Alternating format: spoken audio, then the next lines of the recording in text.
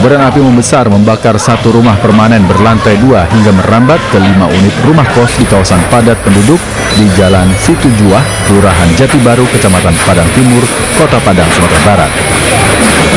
Banyaknya material yang mudah terbakar membuat api semakin cepat membesar dan sulit untuk dipadamkan. 3 unit mobil pemadam kebakaran dikerahkan ke lokasi guna memadamkan api. Api pun baru dapat dipadamkan 2 jam kemudian. Diduga api berasal dari lantai 2 bangunan rumah yang tengah ditinggal oleh penghuninya berlibur. Beruntung tidak ada korban jiwa dalam peristiwa ini. Dari Padang, Sumatera Barat, Budi Sumandar melaporkan.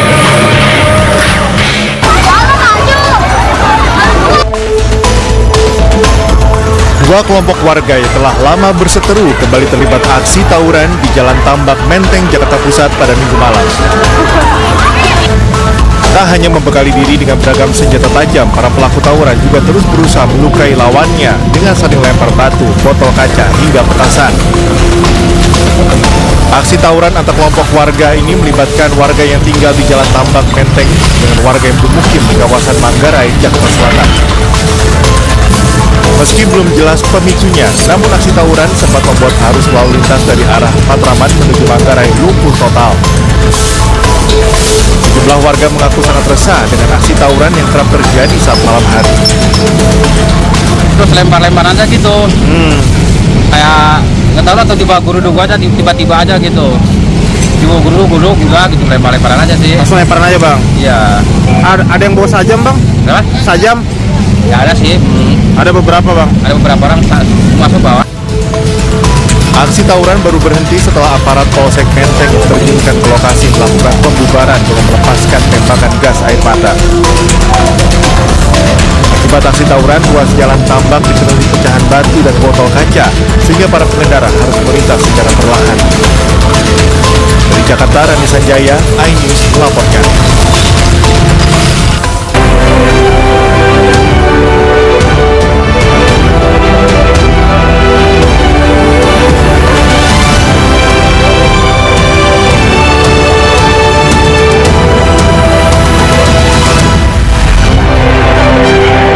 Kelompok geng motor menyerang warga Pisangan Baru, Matraman, Jakarta Timur.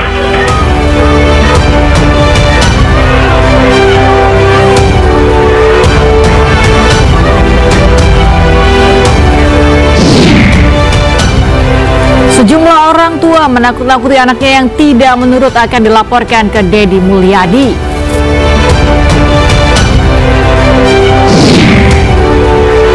Presiden Prabowo Subianto meresmikan terminal khusus haji dan umroh 2F di Bandara Internasional Soekarno-Hatta.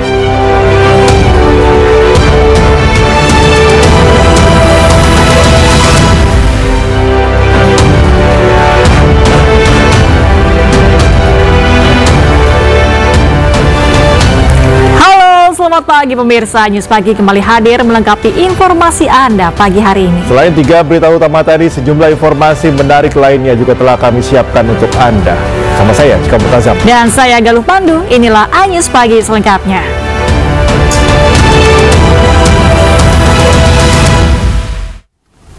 Kita awal informasi pagi hari ini pemirsa, sekelompok geng motor tiba-tiba menyerang warga Pisangan Baru, Matraman, Jakarta Timur. Selain menyerang anak muda, pelaku juga merusak sepeda motor korban.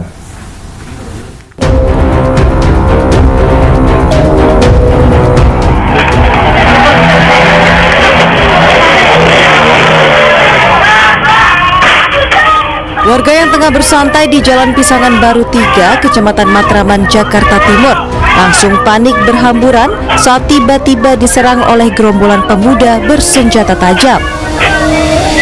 Selain menyerang warga, pelaku juga merusak sepeda motor yang terparkir di pinggir jalan. Bahkan seorang wanita yang berusaha mencegah aksi pelaku nyaris menjadi korban. Aksi yang berlangsung tiba-tiba ini akhirnya bubar setelah warga berkumpul dan berusaha menangkap pelaku.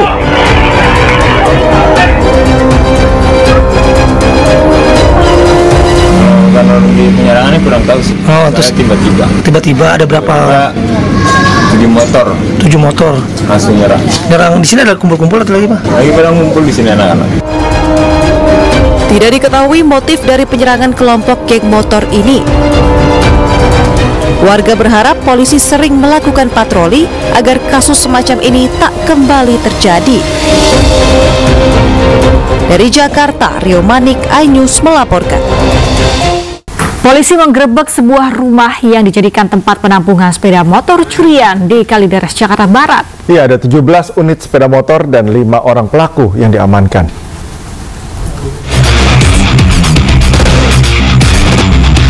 Satuan Unit Resmob Satreskrim Polres Jakarta Barat menggerebek sebuah rumah yang dijadikan tempat penampungan pencurian kendaraan bermotor di perumahan Gria Jati Asri, Kalideres.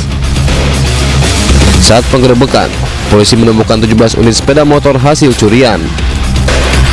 Polisi juga menangkap 5 tersangka yang memiliki peran masing-masing dalam jaringan curanmor ini. Selain barang bukti sepeda motor, polisi juga menyita 1 pucuk senjata api rakitan, 5 peluru, dan 1 buah kunci letter T yang digunakan para pelaku saat beraksi. Ada transaksi sepeda motor yang tidak dilengkapi dengan dokumen yang sah. Setelah itu melakukan penyelidikan dan selanjutnya mendapatkan informasi bahwa transaksi itu ada penampungannya di perumahan Gria Jati Asri, Pegadungan, Kalideres. Kemudian tim mendatangi lokasi dan mengamankan 4 orang yang diduga pelaku pencurian dengan pemberatan sepeda motor dan menginterogasi masing-masing perannya. Para tersangka dijerat dengan pasal berlapis tentang pencurian kendaraan bermotor dan kepemilikan senjata api dengan ancaman hukuman 10 tahun penjara. Dari Jakarta, Miftahul Gani, iNews melaporkan. Diduga akibat remblong, truk kontainer bermuatan minuman kemasan menabrak 4 mobil yang terhenti di perempatan lampu merah Slipi Palmerah, Jakarta Barat. Kecelakaan beruntun juga terjadi antara 5 kendaraan di Jalan Raya Bogor, Ciracas, Jakarta Timur.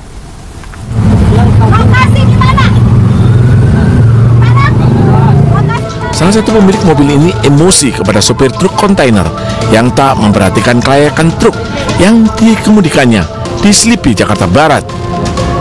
Akibatnya, 4 mobil mengalami kerusakan parah di bagian kaca jendela dan badan mobil usai dihantam truk kontainer dari arah belakang. Kecelakaan bermula saat truk kontainer bermuatan minuman kemasan melaju dari arah Jalan Gatot Subroto menuju Serang, Banten. Tiba-tiba hilang kendali, diduga akibat remblong.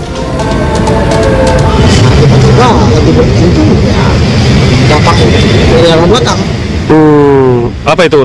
Kendaraan apa? Nabrak, kita belum tahu sebenarnya kan. Nabrak mobil di belakang kita. Ternyata pas kita turun ya musuh nabraknya itu. Nabrak mobil jenis expander. Expander nabrak mobil kita nabrak lagi mobil Innova terus sampai ke depan. Ada berapa kendaraan Pak yang nabrak? 4. Meski tak menimbulkan korban jiwa, pengemudi beserta truk kontainer diamankan polisi. Informasi Jalan Raya Bogor nih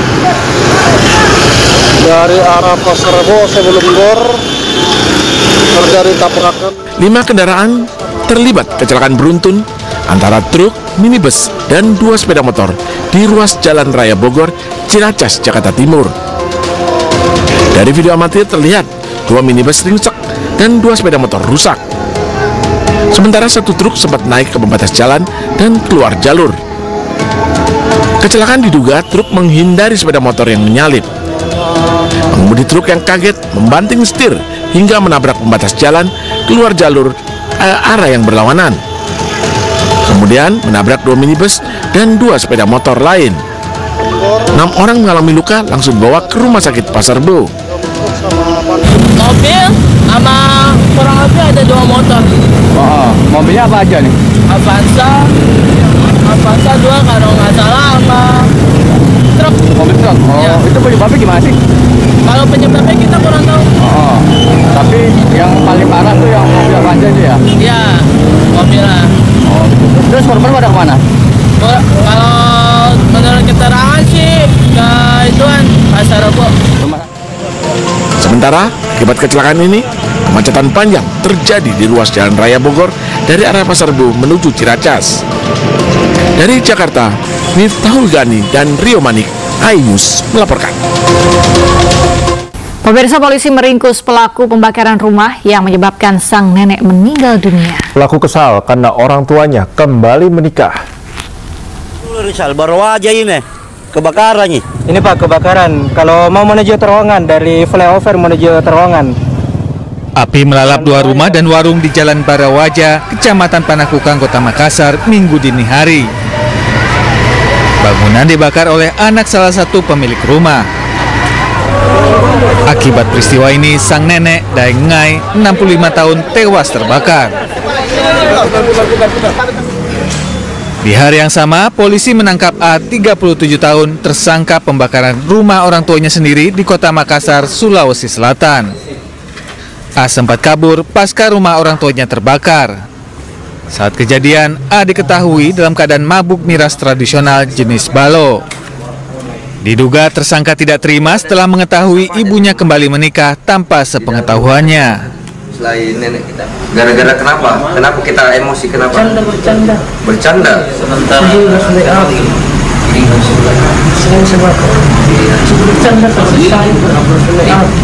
Kau minum sebelumnya? Iya. Oh, karena mabuk? Tidak. Kau minum tidak mabuk? Berapa banyak minumnya? Satu, Pak. Satu apa? Satu apa? Satu jam minum balo. Sebagai Pak? 5 liter. Banyak itu, 5 liter. Awalnya kami menduga itu kasus ketidaksengajaan. Namun kami dapatkan informasi adanya unsur kesengajaan dan kami lakukan penyelidikan langsung. Dan kami lakukan pencarian terhadap pelaku pembakaran tersebut. Kurang lebih setengah jam kami dapati pelaku berinisial A yang sempat melarikan diri setelah melakukan pembakaran rumah korban. Tersangka dijerat pasal 338 KUHP tentang pembunuhan dengan ancaman hukuman maksimal 15 tahun penjara. Dari Makassar, Sulawesi Selatan, Muhammad Nurbone, iNews melaporkan. Ratusan rumah di Brebes, Jawa Tengah rusak akibat tanah bergerak. Sejumlah warga pun mengungsi untuk mengantisipasi potensi bencana susulan.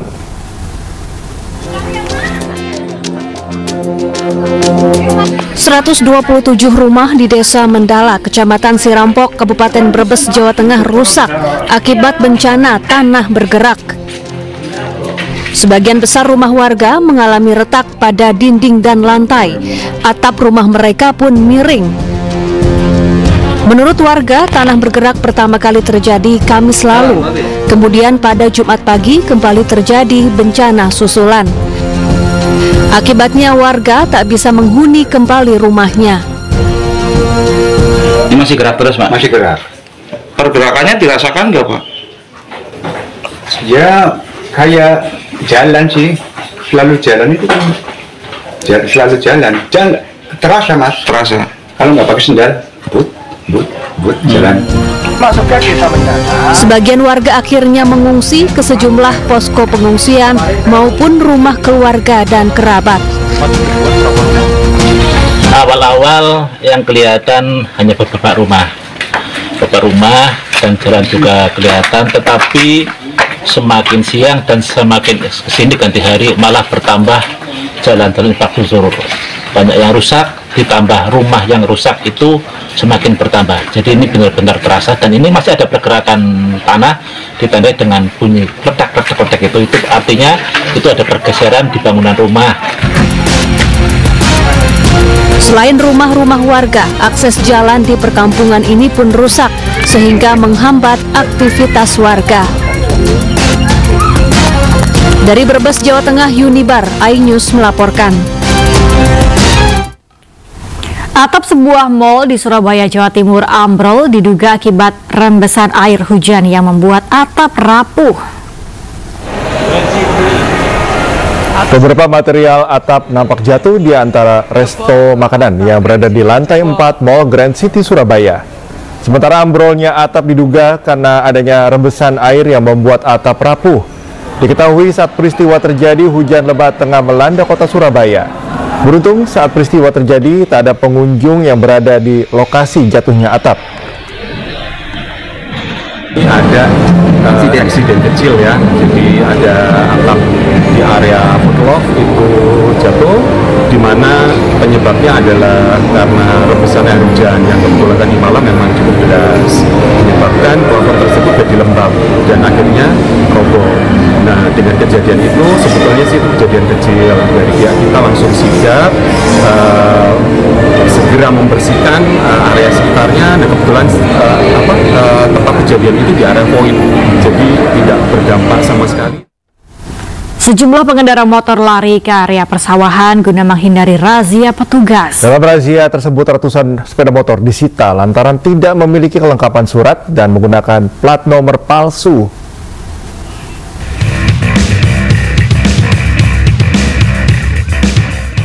Sejumlah pemilik motor tanpa plat nomor kendaraan ini memilih mendorong motornya melewati persawahan demi menghindari razia. Sementara itu, motor-motor ini sengaja disembunyikan di hutan oleh pemiliknya selama razia besar-besaran digelar Satlantas Polres Bangkalan, Jawa Timur. Beberapa di antaranya juga tak berplat polisi.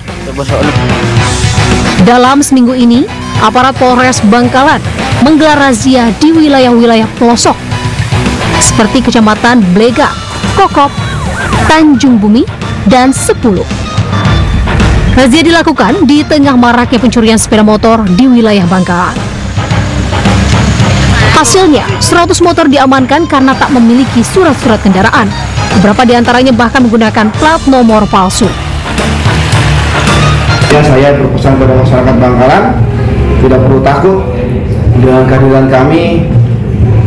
Kami di sini memiliki misi supaya Bangkalan ini bersih dari curanmor, supaya Bangkalan ini juga bersih namanya.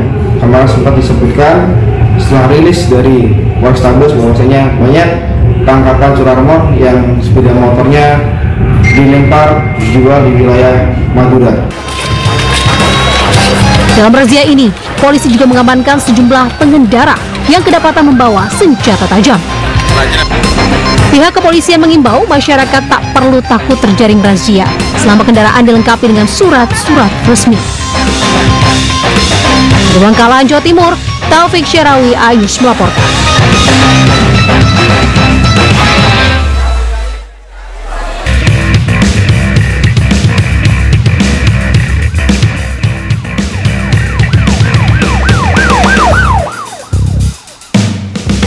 Pemirsa, Anda kembali di Anyus Pagi.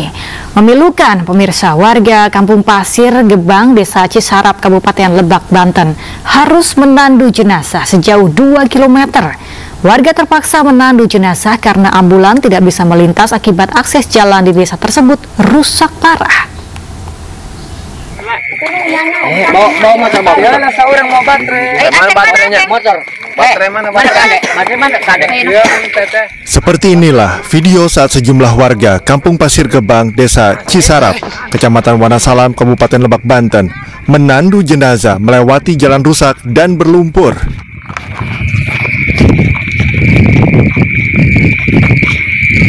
Dengan menggunakan alat seadanya, berupa bambu dan kain sarung sebagai tandu darurat, warga berjalan secara bergantian menandu jenazah menuju rumah duka.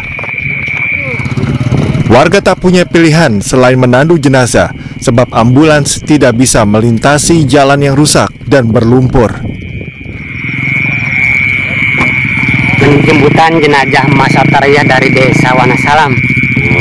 Terima kasih. Jalan kaki ditandu. Karena akses jalannya rusak, bahkan apalagi motor juga nggak bisa. Tuh harapannya supaya bagus, cepat-cepat dibangun oleh pemerintah atau provinsi atau kabupaten gitu. Peristiwa ini sudah terjadi berulang kali. Dan fenomena ini merupakan salah satu potret buruknya infrastruktur di Kabupaten Lebak, Banten. Warga berharap perhatian pemerintah dan segera membuat langkah perbaikan. Dari Lebak, Banten, Iskandar Nasution, iNews melaporkan.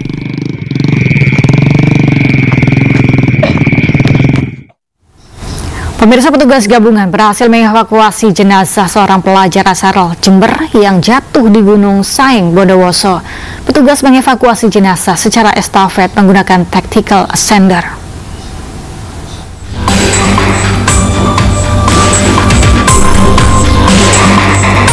Memasuki hari ketiga, jenazah Fahrul Hidayatullah alias Baim, remaja 18 tahun, pendaki asal Bangsal Sari, Jember, akhirnya berhasil dievakuasi dari Gunung Saeng. Jenazah korban berhasil diangkat dari jurang sedalam 150 meter setelah memakan waktu hingga 2 jam.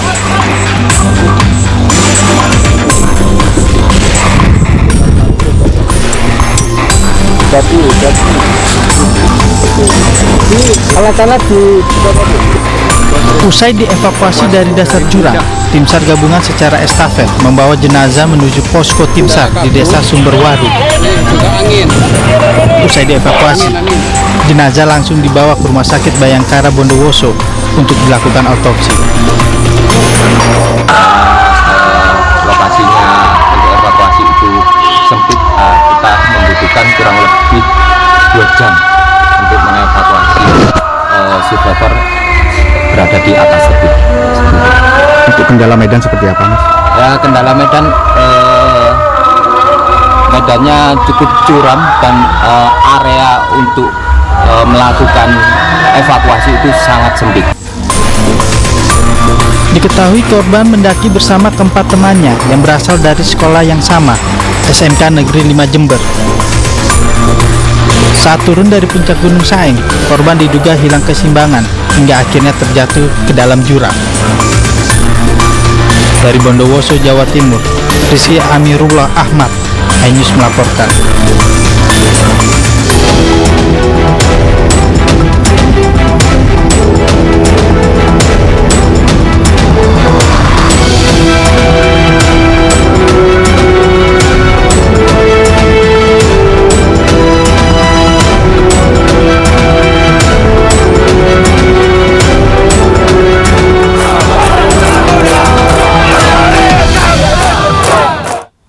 Viral di media sosial, pemirsa, sejumlah orang tua menakut-nakuti anaknya yang tidak mau menurut akan dilaporkan ke Deddy Mulyadi. Meskipun kesannya bercanda, namun ternyata cukup efektif untuk beberapa anak.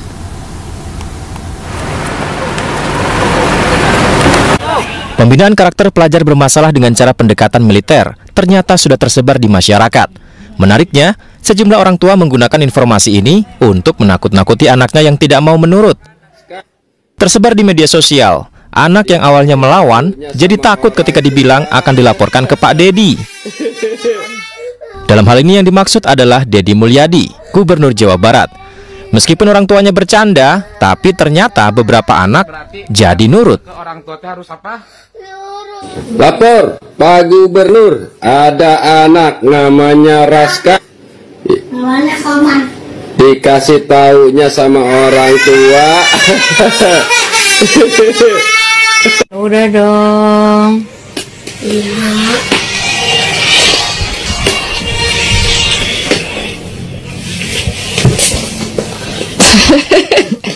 Pak Deddy, alhamdulillah nih anak saleh Ramadan nurut banget.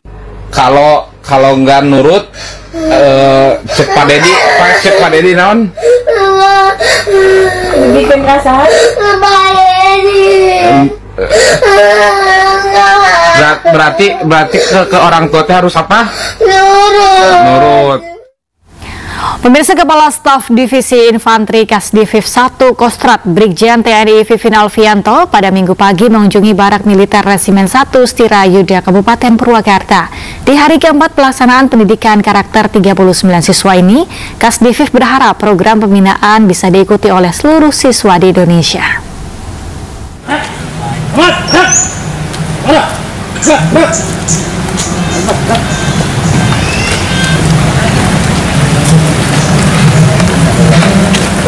Kepala Staf Divisi Infanteri Kasdivif 1 Kostrat Brigjen TNI Vivin Alfianto mengunjungi Barak Militer Resimen 1 Stirayuda, Kabupaten Purwakarta, Jawa Barat.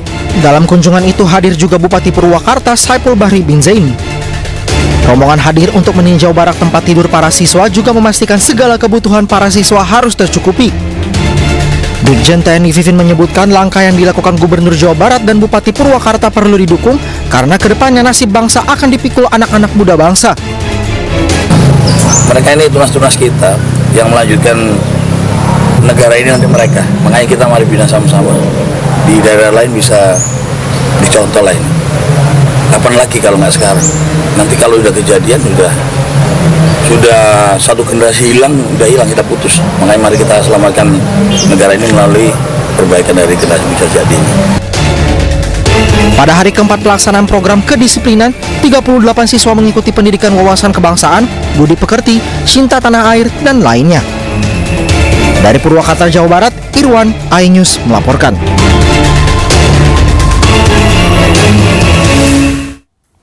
Gubernur Jawa Barat Deddy Mulyadi mengunjungi 39 anak-anak bermasalah di Resimen Armet 1 Purwakarta. Tidak hanya anak-anak, Deddy Mulyadi menyatakan nantinya orang dewasa yang bermasalah mengarah ke kriminal juga akan dibina oleh militer.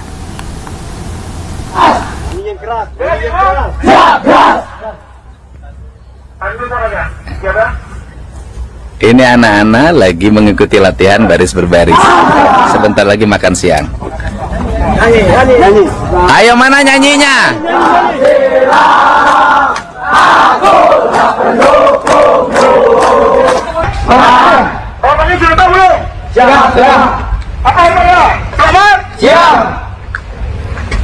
Ini anak-anak baru selesai latihan menuju makan siang.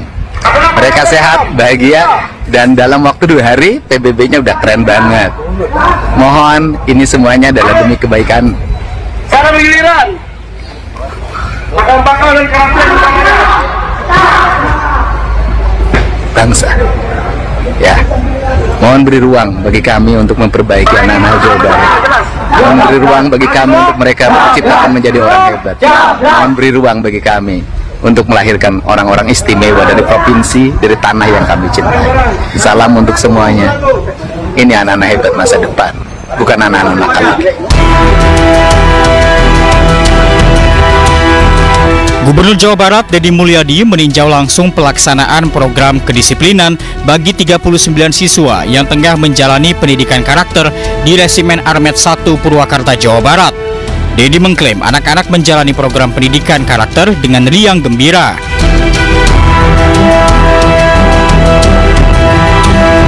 Dalam kunjungannya tersebut, Deddy Mulyadi mengatakan kedepannya berencana menerapkan program serupa terhadap orang dewasa yang berkelakuan kurang baik serta melakukan tindak pidana ringan. Bahkan saya berencana setelah SMP dan SMA ini berhasil, saya lihat nanti sebulan ke depan ya, ini berhasil, maka nanti yang dewasa, yang suka nongkrong-nongkrong di perempatan, mabok-mabok, tawuran, yang susah diproses pidananya karena tindak pidananya ringan. Kalaupun dipidana masuk LP malah naik tingkatan kejahatannya. Nah itu nanti akan saya siapin konsepnya, penanganannya. Jadi nanti bukan kenakalan remaja aja yang saya tangani, saya akan menangani juga kenakalan orang dewasa. Nah Bupati kalau nakal saya kirim ke sini. Nantinya, program kedisiplinan bagi siswa nakal tingkat SMP dan SMA akan berlangsung di sejumlah daerah, seperti di Bandung, Bekasi, Sumedang, Cianjur, dan Kabupaten Bandung Barat. Tim Liputan, iNews melaporkan. Pemirsa, upaya pemerintah Provinsi Jawa Barat mengatasi anak bermasalah dengan memberikan pendidikan ala militer bekerja sama dengan TNI dikritik oleh Komnas HAM. Komnas HAM menilai TNI tidak memiliki fungsi memberikan pendidikan ke masyarakat sipil.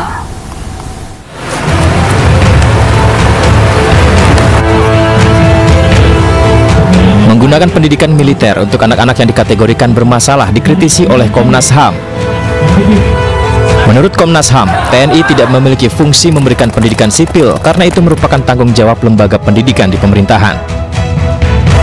Sebenarnya TNI itu tidak memiliki fungsi untuk bagaimana memberikan pendidikan bagi sipil gitu ya, karena itu fungsi-fungsi yang harusnya diberikan oleh lembaga pendidikan dan itu oleh pemerintah gitu. Jadi kami khawatir bahwa ini akan terjadi problematika karena sesuai dengan undang-undang, bahkan undang-undang yang terbaru sekalipun gitu ya, tidak punya kewenangan untuk bagaimana memberikan penguatan pendidikan bagi pendidikan sipil gitu, sehingga tentu kebijakan ini kami tidak setuju gitu. Komnas HAM juga berharap pengembalian fungsi pendidikan bisa dimaksimalkan dari sekolah dan memprioritaskan pembinaan anak sesuai dengan usianya, bukan menggunakan militer.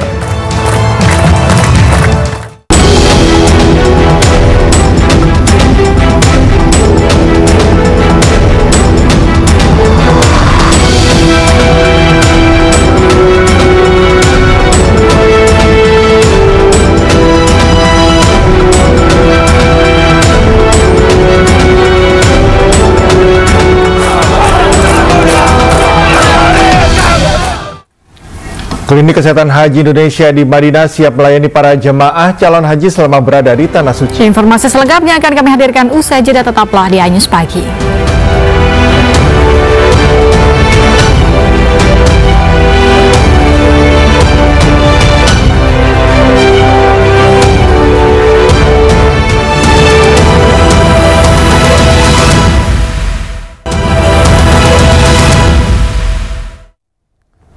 Kembali di iNews Pagi, pemirsa, viral di media sosial sejumlah lampu mal di Bekasi mati membuat pengunjung bingung hingga panik. Sebelumnya, Bali juga dilanda blackout. Seluruh daratan di Pulau Dewata mengalami pemadaman listrik. One Mall Bekasi mati lampu.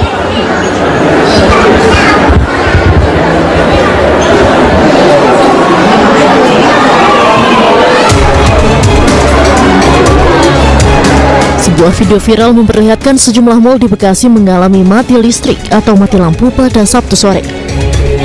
Situasi di dalam mal seperti area food court, bioskop, lobi, dan beberapa tenan gelap gulita akibat mati lampu. Sejumlah pengunjung dibuat bingung hingga panik karena listrik padam cukup lama. Listrik diinfokan padam sejak pukul 5 sore dan berlangsung selama 3 jam. Pihak PLN meminta maaf atas peristiwa ini dan sudah memastikan listrik kembali menyala sekitar pukul 7:30 malam. PLN menyebut pemadaman listrik akibat ada gangguan pada sistem jaringan tegangan tinggi 150 kV yang berdampak pada pasokan listrik di wilayah Bekasi.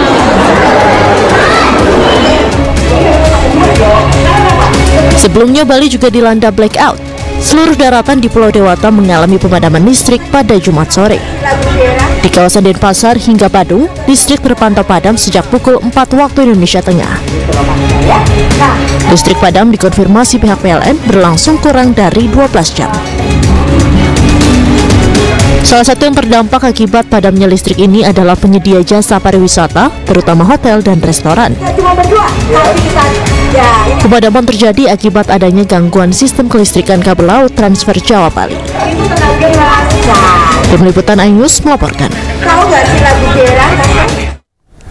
Pemirsa, ramainya kasus penyerobotan tanah milik Mbah Tupon oleh mafia tanah di Dusun Ngentak Bangunjiwo, Bantul menarik perhatian anggota DPR RI Rieke Diah Pitaloka. Ia bersama rombongan mengunjungi kediaman Mbah Tupon dan menyerahkan surat pemblokiran sertifikat yang sudah berganti kepemilikan. Assalamualaikum Besti. Si teman-teman media keren banget. Thank you ya semuanya ya. Kedatangan Rieke Diah Pitaloka bersama rombongan ini untuk memberikan dukungan secara langsung kepada Mbah Tupon dan keluarga yang saat ini sedang berjuang melawan mafia tanah.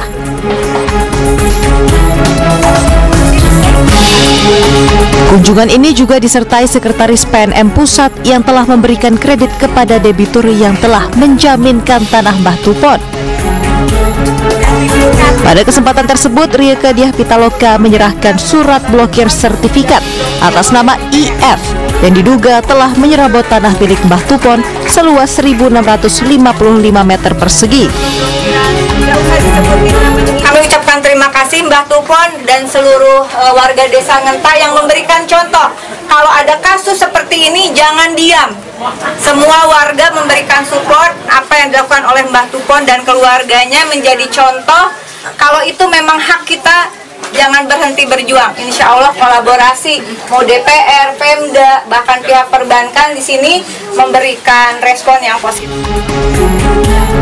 Kementerian ATR BPN telah memblokir sertifikat atas nama IF. Sementara PNM yang telah menerima sertifikat tersebut sebagai jaminan agunan pinjaman oleh IF juga telah menghentikan proses lelang. Jika dalam keputusan persidangan nanti dimenangkan oleh tim pembela Mbah Tupon, maka sertifikat tanah akan dikembalikan atas nama Mbah Tupon. Sedangkan AHM yang merupakan suami IF sebagai pihak yang menjaminkan sertifikat wajib mengembalikan pinjaman sebesar 1,5 miliar rupiah kepada PNM. Dari Bantul, Yogyakarta, Trisna Purwoko, iNews melaporkan. Kita ke informasi lainnya, pemirsa. Presiden Prabowo Subianto meresmikan terminal khusus haji dan umroh 2F di Bandara Internasional Soekarno-Hatta. Terminal 2F dilaporkan bisa menampung 94 juta kapasitas orang per tahun. Presiden Prabowo didampingi Duta Besar Arab Saudi untuk Indonesia Faisal bin Abdullah Al-Amod, Menteri Agama RI Nasaruddin Umar, Menko Infrastruktur dan Pembangunan Kewilayahan Agus Harimurti Yudhoyono, Menteri BUMN Erick Thohir, dan Menteri Investasi Hilirisasi Indonesia Rosan Ruslani hadir ke Bandara Internasional Soekarno-Hatta Terminal 2F pada siang kemarin. Presiden meresmikan terminal khusus haji dan umroh di Terminal 2F. Peresmian ditandai dengan penekanan tombol sirine, pemutaran video, dan penandatanganan prasasti oleh Presiden. Usai acara, Presiden juga menyapa calon jemaah haji dan memastikan seluruh fasilitas di Terminal 2F dalam kondisi baik dan bisa memberikan pelayanan maksimal ke calon jemaah haji yang akan berangkat ke Tanah Suci. Yaitu peresmian terminal khusus haji dan umroh Terminal 2F Bandara Internasional Soekarno-Hatta. Saya menyambut baik dan menyatakan penghargaan dan apresiasi yang setinggi-tingginya atas kebijakan dan upaya dari semua pihak yang terlibat dalam revitalisasi ini. Kepada Menteri BUMN, kepada Holding Injourney Airport, PT Angkasa Pura, kedua Kementerian Perhubungan, juga dengan tentunya sekarang Danantara Indonesia, dan semua pihak yang terkait yang telah bekerja keras untuk mempersiapkan dan menghasilkan revitalisasi yang kita resmikan hari ini. Saudara-saudara sekalian, haji dan umroh dari Indonesia mencapai lebih dari 2 juta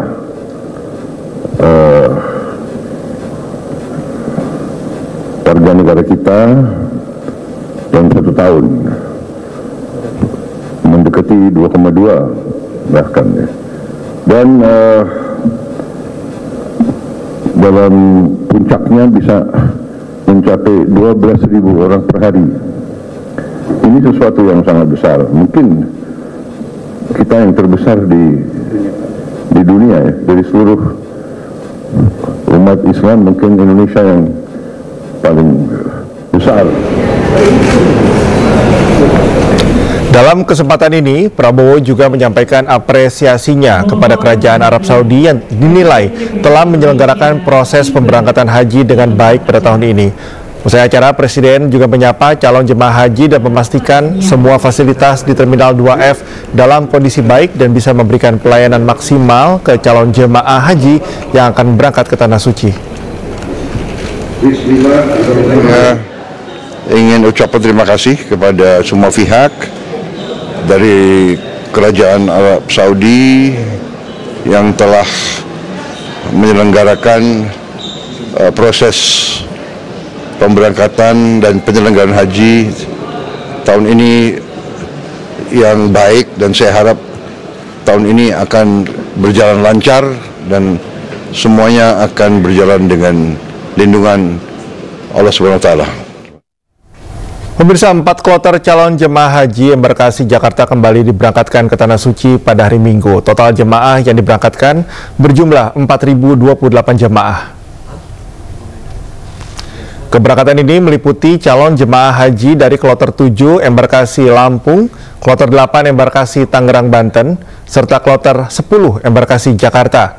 Rincian total jemaah yang telah diberangkatkan hingga hari Minggu sebanyak 4.028 jemaah yang terdiri dari kloter 1 hingga 2 dengan masing-masing 393 jemaah, kloter 3 sebanyak 442 jemaah, kloter 4 hingga 6 masing-masing 393 jemaah, kloter 7 sampai 9 masing-masing 393 jemaah, kemudian kloter 10 sebanyak 442 jemaah. Selain itu, Asrama Haji Pondok Gede Jakarta juga menerima kedatangan 2 kloter calon jemaah haji dari kloter 11 Provinsi Banten yang akan diberangkatkan pada Senin pagi, serta kloter 12 dari Provinsi Lampung yang akan diberangkatkan pada Senin sore.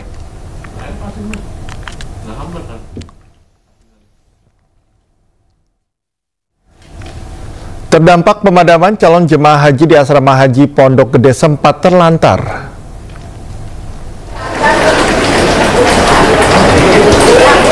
Ratusan jemaah haji dari kloter 6 asal Kabupaten Sukabumi terlantar.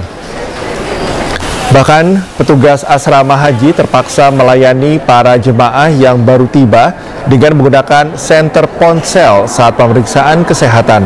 Ironisnya, genset yang seharusnya bisa digunakan untuk kondisi darurat tidak dapat digunakan lantaran rusak saat asrama haji mengalami kebanjiran beberapa bulan lalu. Sebagian jemaah mengaku kondisi gelap gulita terjadi lebih dari 30 menit. Satu lagi, Ibu Ning, ke sana. Pemirsa, seorang gadis menjadi jemaah termuda yang berangkat ibadah haji asal Kabupaten Sukabumi, Jawa Barat. Gadis berusia 21 tahun berhasil berangkat haji tahun ini setelah menabung sejak di bangku sekolah dasar.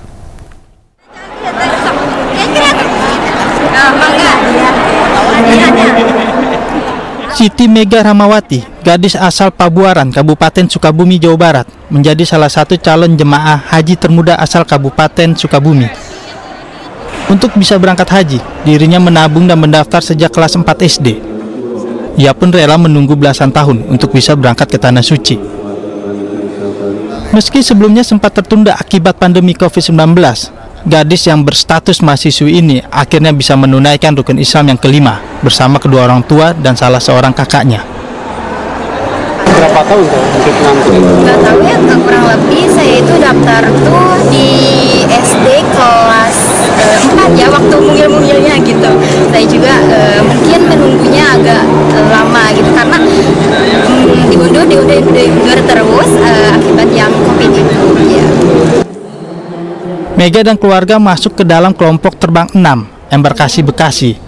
Total ada 1.621 calon jemaah haji yang akan berangkat dari embarkasi Bekasi tahun ini. Jadi jumlah jemaah yang semuanya 1.621 ya. Kloter yang sekarang yang berangkat pertama itu kloter 6 434, laki-laki 137 dan perempuan 237. Adapun 1.621 calon jemaah haji embarkasi Bekasi akan dibagi ke dalam 4 gelombang keberangkatan menuju Tanah Suci. Dari Sukabumi, Jawa Barat, Budi Setiawan, iNews melaporkan. Pemirsa, Klinik Kesehatan Haji Indonesia siap melayani para jemaah calon haji selama berada di Madinah, Arab Saudi. Seluruh fasilitas utama pun siap beroperasi.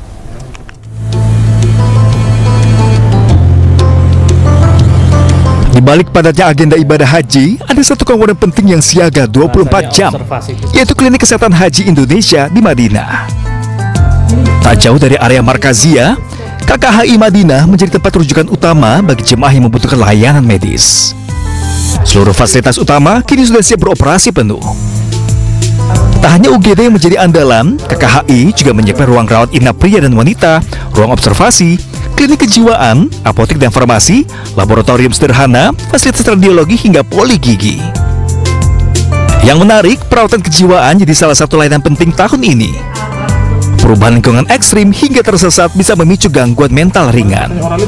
Pada kondisi saat ini ya, terutama untuk usia-usia lanjut ya, seringkali perubahan suasana, perubahan kondisi, kemudian perubahan ruang dan waktu itu juga bisa mempengaruhi kondisi kejiwaan beliau-beliau yang sudah sepuh ya, terutama yang usianya lebih dari 60 tahun, apalagi dengan komorbid yang dimaksud itu misalnya hipertensi yang tidak terkontrol, darah tinggi tidak terkontrol, kemudian diabetes mellitus yang tidak terkontrol terutama.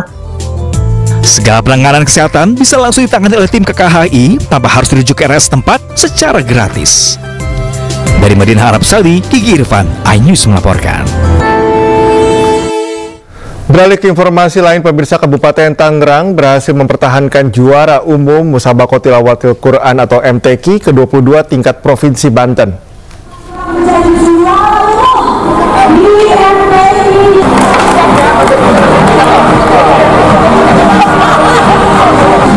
Kabupaten Tangerang memperoleh poin tertinggi dalam perlombaan ini, mengungguli kota kabupaten lainnya.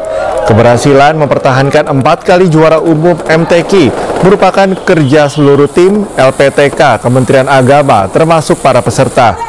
Para pemenang diharapkan bisa meningkatkan kemampuannya, karena selanjutnya akan berkompetisi dalam gelaran MTQ tingkat nasional. Mudah-mudahan dengan MTQ ini memberikan dampak positif terhadap syiar Islam dikumandangkan di Kabupaten Tangerang, baca tulis Al-Quran dikumandangkan di Kabupaten Tangerang, dan insya Allah ke depan kita akan terus mempersiapkannya untuk bersama-sama lagi dengan Kabupaten. Pemirsa, MNC Peduli memberikan bantuan alat-alat pertanian untuk petani di Nagari Pandai Sike, Kabupaten Tanah Datar, Sumatera Barat. Bantuan tersebut merupakan bentuk dukungan MNC Peduli kepada masyarakat sekitar yang tengah bangkit dari keterpurukan akibat bencana banjir bandang tahun lalu.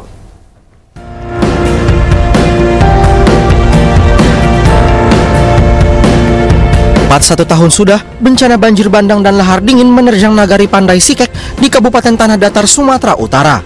Perlahan warga mulai melupakan bencana itu dan bangkit menata kehidupan serta perekonomian mereka. Masyarakat menggantungkan hidupnya dari sektor ekonomi kreatif dan sektor pertanian. Mendukung warga Nagari Pandai Sike bangkit dari bencana, MNC Peduli memberikan bantuan peralatan pertanian bagi kelompok tani di wilayah itu. Bantuan diserahkan langsung oleh Wakil Ketua Umum MNC Peduli, Syafril Nasution. Dan kita berikan dalam bentuk hand traktor, baik untuk yang tanah basah maupun tanah kering. Mudah-mudahan apa yang diberikan oleh MNC Peduli ini bermanfaat bagi masyarakat di Kabupaten Tanah Datar ini. Jadi dengan adanya bantuan dari MNC Peduli, kami tentu menyampaikan ucapan terima kasih karena ada 7 kecamatan yang di sekeliling Gunung Merapi yang terdampak oleh banjir bandang pada tahun 2024. Jadi di Tanah Datar ini kan kabupaten agraris ya, di mana sebagian besar masyarakatnya bermata pencarian sebagai petani, terutama petani padi. Jadi adanya bantuan dari MNC Peduli ini sangat mendukung program unggulan yang ada di Tanah Datar. Masyarakat sangat senang menerima bantuan dari MNC Peduli. Alat-alat pertanian yang diberikan dapat kembali menghidupkan lahan pertanian yang rusak akibat bencana.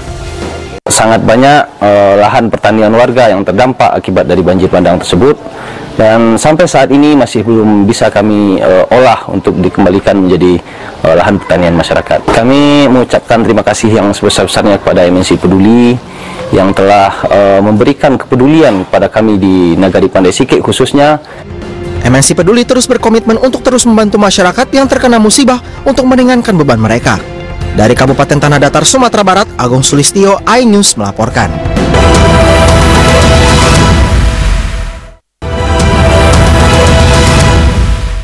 Massa yang tergabung dalam komunitas pecinta Al-Quran Indonesia menggelar aksi bela Palestina di depan gedung Kedutaan Besar Amerika Serikat. Massa menyuarakan kemerdekaan Palestina dari serangan genosida Israel. Islam Allahu Akbar. Lagi cepaskan Al-Quran petunjuk kita. Al-Quran satuan. Massa yang tergabung dari komunitas pecinta Al-Quran Indonesia berkumpul memadati area depan Kedutaan Besar Amerika Serikat. Massa menggelar aksi bela Palestina untuk mendukung kemerdekaan Palestina dari serangan genosida Israel. Massa yang hadir mengekspresikan aksi mereka menggunakan atribut seperti bendera Palestina hingga syal bermotif bendera Palestina. Massa juga menyuarakan kemerdekaan Palestina sambil mengangkat Al-Quran dengan kedua tangan. Kita tidak akan tinggal diam kepada satu negara yang hadir pada konferensi Asia Afrika dan hari ini belum merdeka. Sebagaimana yang disampaikan pemerintah, kita juga ikut mendukung kemerdekaan Palestina, terlebih tragedi kemanusiaan, genosida yang terus berlangsung sampai hari ini harus terus disuarakan. Indonesia negara terbesar penduduk muslim di dunia. Aksi bela Palestina bersama pecinta Al-Quran, di mana kami bagi para pecinta Al-Quran, bagi hafiz Quran, wajib hukumnya membela saudara kami yang dizolimi, menolong saudara kami yang dibantai, digenosida oleh Zionis Israel, laknatullah, beserta para sekutu-sekutunya. Hari ini kami hadir di depan Kedubes Amerika Serikat dalam rangka menyuarakan suara yang hak, dalam rangka membela saudara kami yang dibantai, yang dizalimi genosida. Massa juga menuntut agar Presiden Prabowo Subianto mengirimkan prajurit TNI sebagai bentuk bantuan bagi korban Gaza. Massa berharap agar Amerika Serikat menerima pesan untuk berhenti memberikan dukungan kepada Israel. Dari Jakarta, Amrina Rida, Irian Syahwahyudi, dan Di Bernardi, iNews melaporkan. Pemirsa, ribuan massa dari sejumlah ormas Islam di Majalengka, Jawa Barat menggelar aksi bela Palestina di depan gedung pendopo pada Minggu pagi. Massa menuntut agar Palestina harus merdeka dari bentuk penjajahan Israel. Cinta Palestina, Allahu Akbar. Lebih dari 1.500 massa yang berasal dari ormas Islam, yakni Persis, Muhammadiyah, Nahdlatul Ulama, dan Serikat Islam menggelar aksi bela Palestina. Aksi ini digelar di depan gedung pendopo Majalengka, Jawa Barat, Minggu pagi. Massa yang didominasi kaum hawa yang membawa anak menggelar aksi dengan cara jalan kaki keliling kota Majalengka. Mereka membawa sejumlah poster bentuk dukungan Palestina serta mengecam kekejaman Israel terhadap warga Gaza. Menurut Uus, salah satu peserta aksi mengatakan aksi gelar bela Palestina merupakan kewajiban Muslim di dunia. Dari sisi kitanya, ya ini menunjukkan kepedulian terhadap Palestina. Karena bagi umat Islam itu sudah wajib, pedulinya saja sudah wajib. Nanti kita akan dimintai pertanggungjawaban ketika kita tidak ada kepedulian terhadap Palestina. Jadi setidaknya kita menunjukkan bahwa kita mendukung pembebasan Palestina. Pada aksi ini, massa menuntut agar Palestina harus merdeka dari penindasan oleh Israel.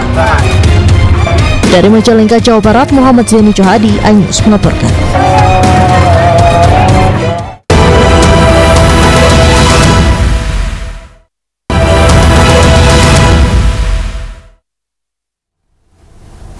Kembali di iNews Pagi, pemirsa, 6 rumah terbakar di kawasan padat penduduk di Kota Padang, Sumatera Barat. Api berasal dari lantai 2 bangunan rumah yang ditinggal berlibur oleh penghuninya.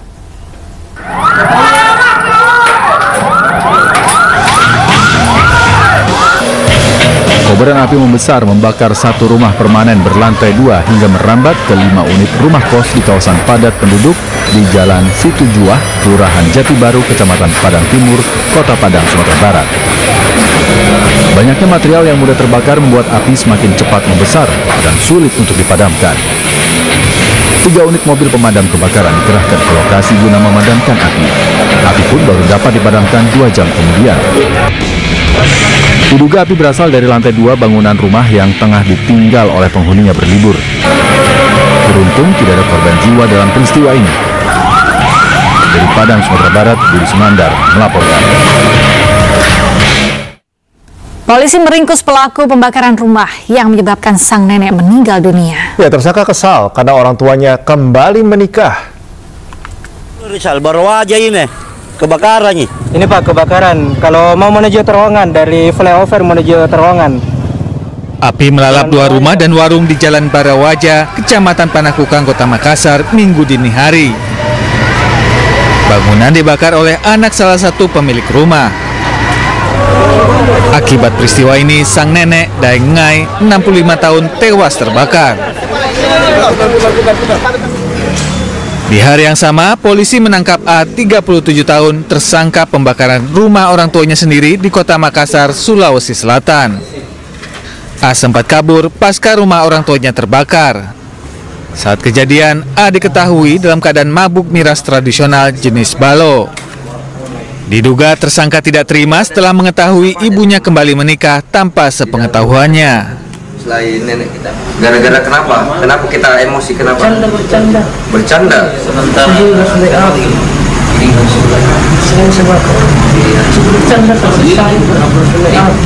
kau minum sebelumnya? Iya. Oh, karena mabuk? Tidak. Kau minum tidak mabuk? Tidak. Berapa banyak minumnya? Satu, Pak.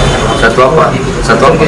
Satu jam sebagai Pak? 5 liter. Banyak itu, 5 liter. Awalnya kami menduga itu kasus ketidaksengajaan. Namun kami dapatkan informasi adanya unsur kesengajaan dan kami lakukan penyelidikan langsung. Dan kami lakukan pencarian terhadap pelaku pembakaran tersebut. Kurang lebih setengah jam kami dapati pelaku berinisial A yang sempat melarikan diri setelah melakukan pembakaran rumah korban. Tersangka dijerat pasal 338 KUHP tentang pembunuhan dengan ancaman hukuman maksimal 15 tahun penjara. Dari Makassar, Sulawesi Selatan, Muhammad Nurbone, Anyus melaporkan. Tawuran antar dua kelompok warga dengan senjata tajam berukuran besar kembali terjadi di Jalan Tambak, Menteng, Jakarta Pusat pada Minggu malam. Tawuran membuat arus lalu lintas lumpuh total.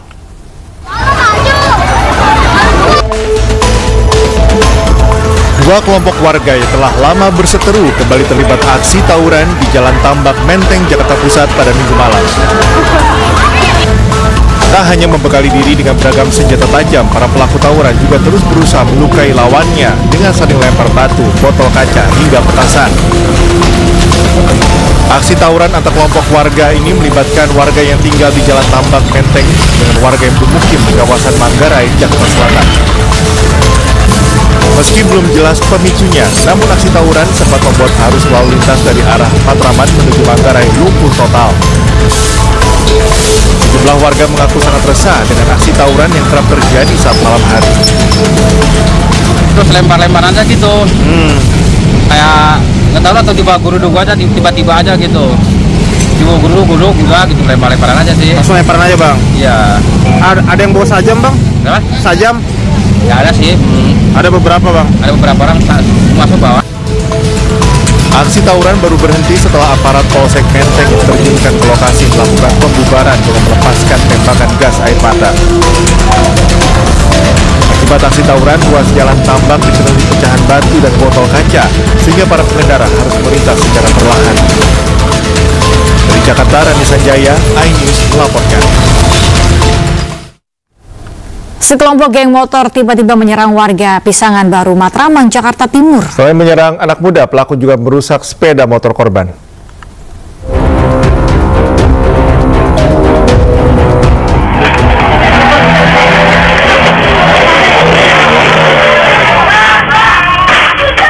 Warga yang tengah bersantai di Jalan Pisangan Baru 3, Kecamatan Matraman, Jakarta Timur, langsung panik berhamburan saat tiba-tiba diserang oleh gerombolan pemuda bersenjata tajam. Selain menyerang warga, pelaku juga merusak sepeda motor yang terparkir di pinggir jalan. Bahkan seorang wanita yang berusaha mencegah aksi pelaku nyaris menjadi korban. Aksi yang berlangsung tiba-tiba ini akhirnya bubar setelah warga berkumpul dan berusaha menangkap pelaku.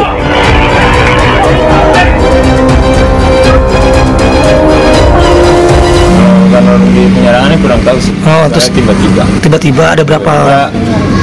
7 motor. 7 motor. Langsung nyerang. Nyerang di sini ada kumpul-kumpul atau lagi, Pak? Lagi pada ngumpul di sini anak-anak. Tidak diketahui motif dari penyerangan kelompok geng motor ini. Warga berharap polisi sering melakukan patroli agar kasus semacam ini tak kembali terjadi. Dari Jakarta, Rio Manik, iNews melaporkan. Aksi tabrak lari mobil listrik di Tol Sudiatmo Pluit, Jakarta viral di media sosial.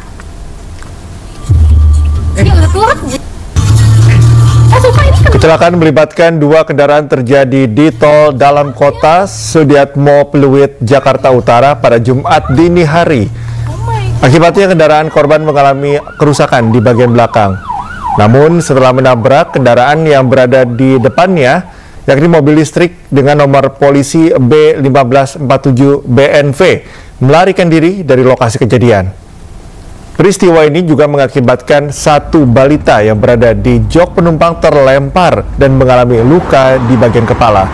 Mobil listrik akhirnya berhasil diamankan polisi dari sebuah rumah di kawasan Jelambar, Jakarta Barat.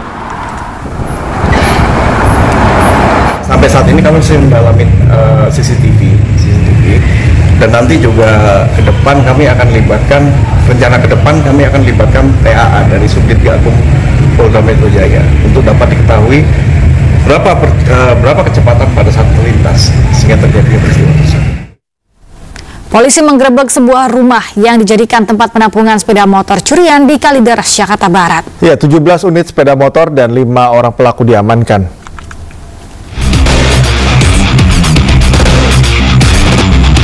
Satuan Unit Resmob Satreskrim Polres Jakarta Barat menggerebek sebuah rumah yang dijadikan tempat penampungan pencurian kendaraan bermotor di perumahan Gria Jati Asri, Kalideres. Saat penggerebekan, polisi menemukan 17 unit sepeda motor hasil curian. Polisi juga menangkap 5 tersangka yang memiliki peran masing-masing dalam jaringan curanmor ini. Selain barang bukti sepeda motor, polisi juga menyita 1 pucuk senjata api rakitan, 5 peluru, dan 1 buah kunci letter T yang digunakan para pelaku saat beraksi. Ada transaksi sepeda motor yang tidak dilengkapi dengan dokumen yang sah. Setelah itu melakukan penyelidikan dan selanjutnya mendapatkan informasi bahwa transaksi itu ada penampungannya di perumahan Gria Jati Asri, Pegadungan, Kalideres. Kemudian tim mendatangi lokasi dan mengamankan 4 orang yang diduga pelaku pencurian dengan pemberatan sepeda motor dan menginterogasi masing-masing perannya. Para tersangka dijerat dengan pasal berlapis tentang pencurian kendaraan bermotor dan kepemilikan senjata api dengan ancaman hukuman 10 tahun penjara. Dari Jakarta, Miftahul Gani, iNews melaporkan. Pemirsa, viral di media sosial, sejumlah orang tua menakut-nakuti anaknya yang tidak menurut akan dilaporkan ke Deddy Mulyadi. Ya, meskipun terkesan bercanda, namun ternyata cukup efektif untuk beberapa anak.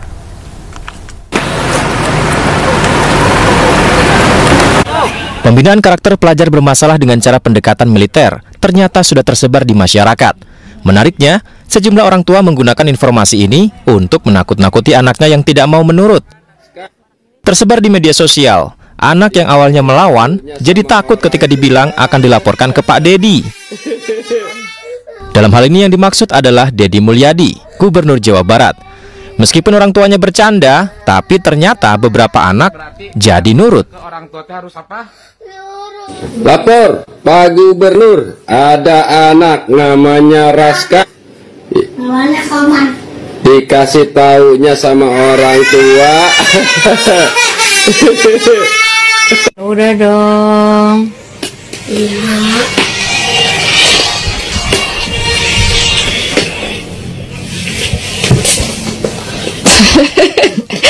Pak Deddy, alhamdulillah nih anak saleh Ramadan nurut banget.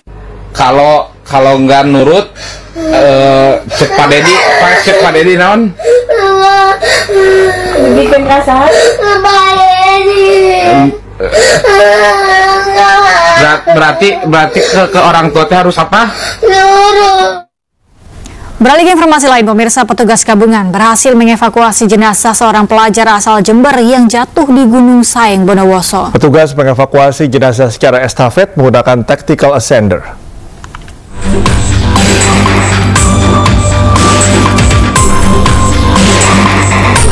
Memasuki hari ketiga, jenazah Fahrul Hidayatullah alias Baim, remaja 18 tahun, pendaki asal Bangsal Sari, Jember, akhirnya berhasil dievakuasi dari Gunung Saeng. Jenazah korban berhasil diangkat dari jurang sedalam 150 meter setelah memakan waktu hingga 2 jam.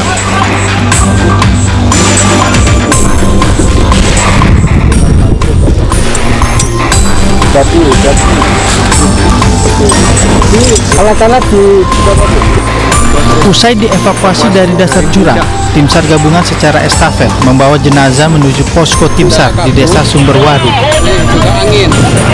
Usai dievakuasi, jenazah langsung dibawa ke Rumah Sakit Bayangkara Bondowoso untuk dilakukan autopsi. Lokasinya untuk evakuasi itu sempit, kita membutuhkan kurang lebih 2 jam untuk mengevakuasi survivor berada di atas tebing. Untuk kendala medan seperti apa, Mas? Ya, kendala medan medannya cukup curam dan area untuk melakukan evakuasi itu sangat sempit. Diketahui korban mendaki bersama keempat temannya yang berasal dari sekolah yang sama, SMK Negeri 5 Jember. Saat turun dari puncak Gunung Saeng, korban diduga hilang keseimbangan hingga akhirnya terjatuh ke dalam jurang. Dari Bondowoso, Jawa Timur, Rizky Amirullah Ahmad, iNews melaporkan. Memilukan pemirsa, warga Kampung Pasir Gebang, Desa Cisarap, Kabupaten Lebak, Banten harus menandu jenazah sejauh 2 km. Warga terpaksa menandu jenazah karena ambulans tidak bisa melintas akibat akses jalan di desa tersebut rusak parah. Dan pemirsa, informasi ini sekaligus menutup iNews pagi hari ini. Temukan informasi-informasi terbaru lainnya di www.inews.id. Cuplikan berita iNews dapat Anda saksikan di kanal YouTube @officialinews. Dan mewakili kerabat kerja yang bertugas, saya Cika Mutazam. Dan saya Galuh Pandu, pamit undur diri. Terima kasih, selamat pagi dan sampai jumpa.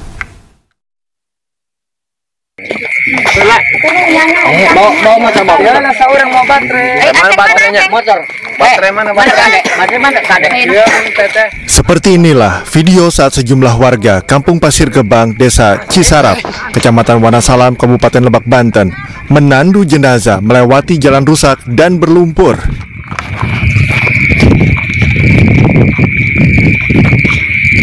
Dengan menggunakan alat seadanya, berupa bambu dan kain sarung sebagai tandu darurat, warga berjalan secara bergantian menandu jenazah menuju rumah duka. Warga tak punya pilihan selain menandu jenazah, sebab ambulans tidak bisa melintasi jalan yang rusak dan berlumpur. Penjemputan jenazah Mas Satarya dari Desa Wonosalam. Terima kasih. Jalan kaki ditandu. Karena akses jalannya rusak, bahkan apalagi motor.